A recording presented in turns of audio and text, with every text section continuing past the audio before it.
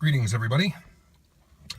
I'm doing some cluster work simply because I installed some blue LEDs behind there, and since you can't tell the polarity, I thought it would be a wonderful idea if I plugged the cluster in, took off this front case, and then checked the bulbs. And I did, and it worked. Except when I did, I busted off my peg. You can see it's broken right there at the bottom. I busted it off.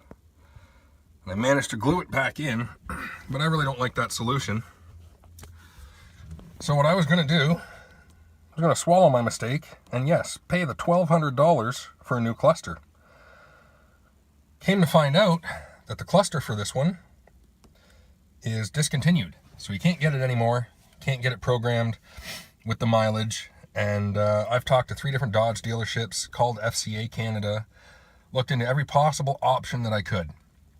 And they're all telling me, no, you cannot, even though they suggested getting a gauge from the wreckers, they tell me that no, they cannot have it reprogrammed for the engine hours and odometer at a dealership.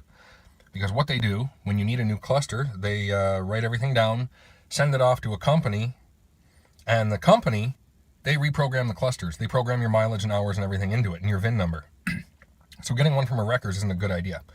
Also, if you don't use the specific cluster, because these clusters are the body control module, they control your interior lighting, your power locks, and a whole bunch of other things. And there are some contradiction between the service manual, which says that if you disconnect the battery, plug in your cluster, and then hook it up, and then plug your battery back in, the configurable modules in the cluster will relearn. But it won't be programmed to your VIN number, it won't have your mileage, and it won't have your engine hours. And Dodge will not take one from a wreckers and send it to the company that does this and install it and all that stuff. So I was pretty well screwed. Then I discovered that the overlay is actually where the pins are. They've taken the pegs, and they put them through the overlay and then melt them a little on the back. So the pegs are actually attached to the overlay. So what I'm going to do is pick up a cluster from the wreckers, pull the needles off, get the overlay out, and see if I can swap it onto this one. My biggest concern with this is the needles, having the needles put back on the right spot. And I've already been messing with this. I just kind of had to re-record this for the beginning of the video.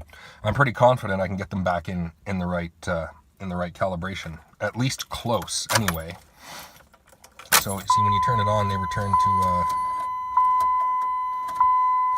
to a specific set point. My battery's been disconnected, so it's learning its stuff right now. And that's the sound of my CD player doing God knows what.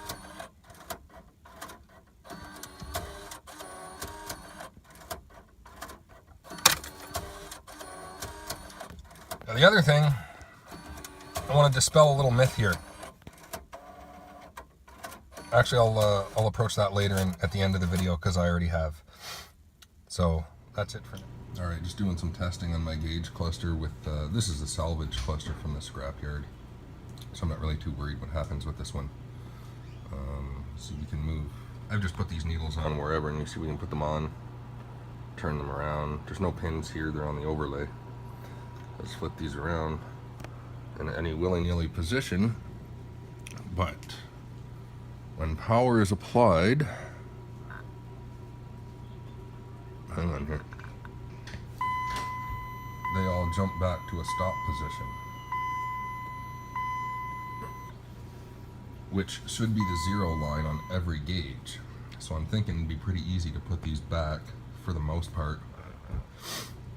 If I put them in the truck, turn it on without the needles on, and then try and put the needles back, because you see we can move these that way, they want to return. Flip it around this way. Actually, if you go too far, what'll happen is it'll center on another spot. That would want to go underneath the peg.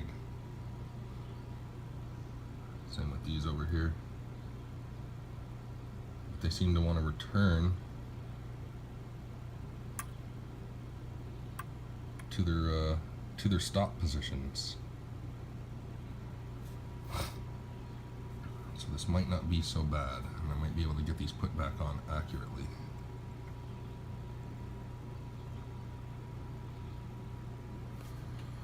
Once I replace the overlay on my cluster, put it in the truck, turn it on, let them go to their stop positions, and then put the needles on. I should be okay.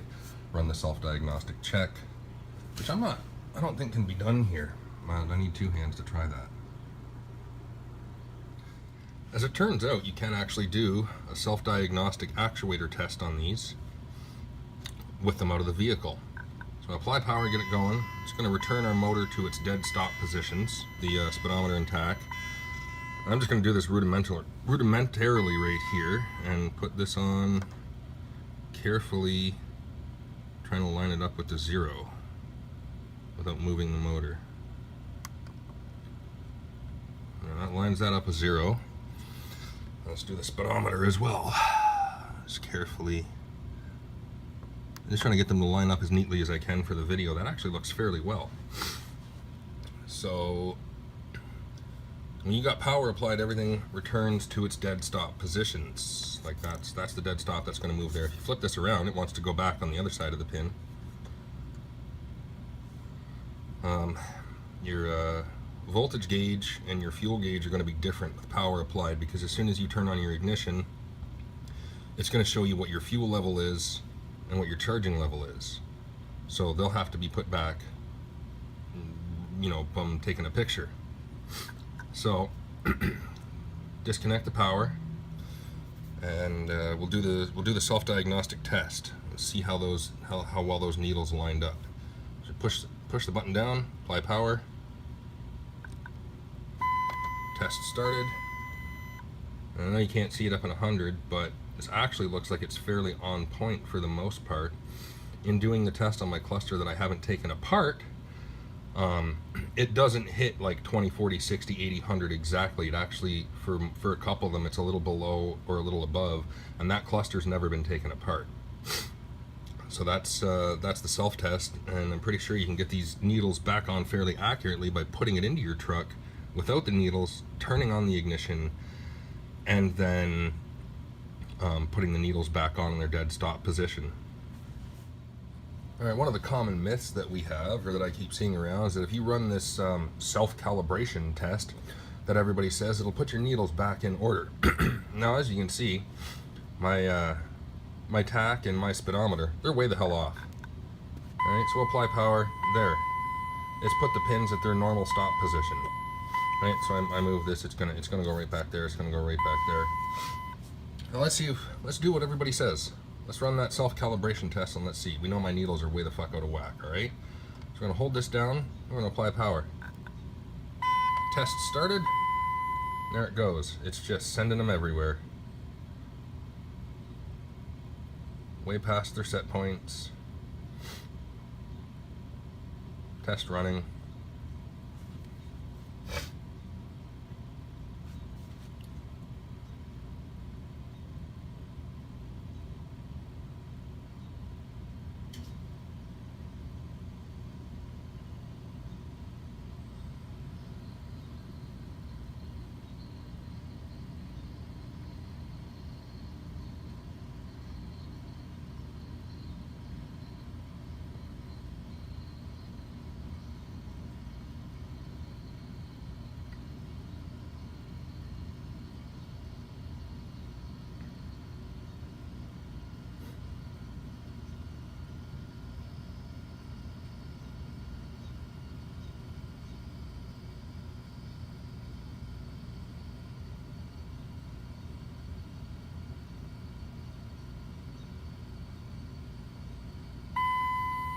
There we go. Here's my needles, recalibrated. Yes, like I've been saying, guys, that's just a test. Doesn't do anything, doesn't put your needles back, doesn't recalibrate anything. So I don't know why people keep saying, do this test, do the calibration, do the calibration. You know why? Because they're just spreading misinformation that they heard and nobody's tested it. Well, there's your results and proof right there. Cluster's reinstalled, needles back on, which I did by, I used the harness. I actually went to the wreckers, cut off the harnesses so that I could have the plugs and wire them up to a power supply. So I had those, I applied power to it, knowing where the needle positions went because I took pictures. I had a full tank of gas, I knew where everything was there. And so when you apply power, when it's outside of the vehicle, it will peg all of your gauges your voltage gauge, your gas gauge, oil pressure, and temperature gauge. It'll peg them all left. So you can just place those on the peg and gently push them back while they're resting on the peg, and that should have you back in the right position. The speedometer and tach, a little different, because they don't peg. They will go to their default position, which you, I guess, basically have to very, very carefully line them up, hold it in place, and kind of press them back down on. So I think I've gotten relatively close with getting everything back. I will at some point take it to a shop and see if I can have my gauges, my speedometer recalibrated to make sure that everything is spot on. So when you start it up, as it was before for me, it's idling. I mean, that needle is right there where it was before, as far as I can tell. And just bear with me for a second. I'll do the gauge calibration. Not calibration, diagnostic test. Oh, it didn't work.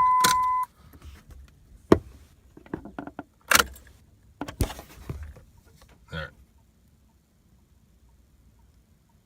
Now I notice my gauges are a little sloppy, but it doesn't do that all the time. Sometimes when I run this test, it worked perfectly, and everything seemed to be right back to where it was.